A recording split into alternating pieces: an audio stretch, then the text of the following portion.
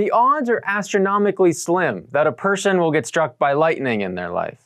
In the US, the odds are roughly 1 in 15,000.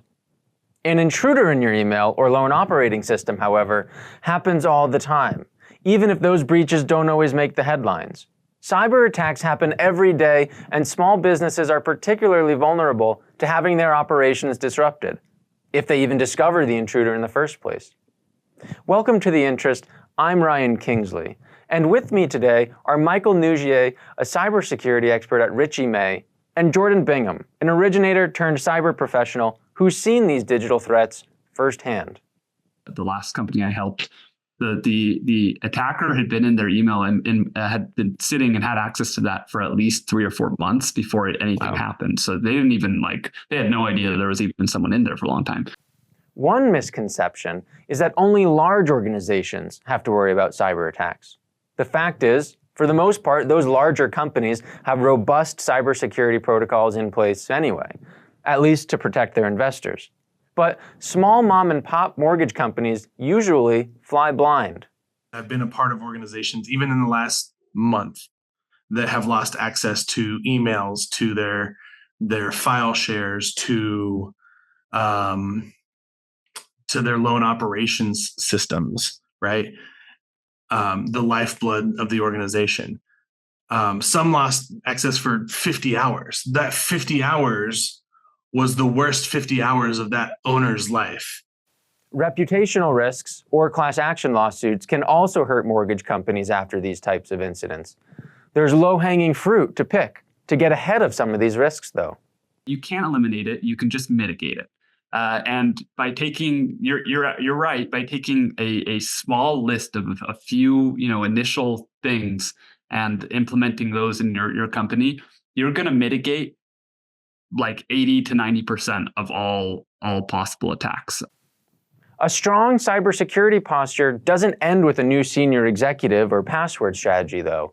It's about creating a company culture whereby these looming threats are acknowledged to be ever-present, which requires training employees to be vigilant. I have to, as an IMB, have loan officers that want their cell phones out there. They want their emails out there. They want to be receiving all information possible. And there is a vigilance that needs to be brought down from that to those mortgage brokers, and an understanding of not everything is a good lead, right? Not everything is a good email. And so understanding what to look out for. Another common belief is that following regulations guarantees protection against cyber risks. I will be 100% honest with you and say that it falls on deaf ears unless regulation is pushing them that way already. From individual homebuyers to large companies, simple practices like multi-factor authentication and strong passwords can significantly reduce risks. So can hiring a CISO or Chief Information Security Officer. However, with business as slow as it's been for the past 2 years, Bingham says that budgets for investments in cybersecurity are slim, if not non-existent.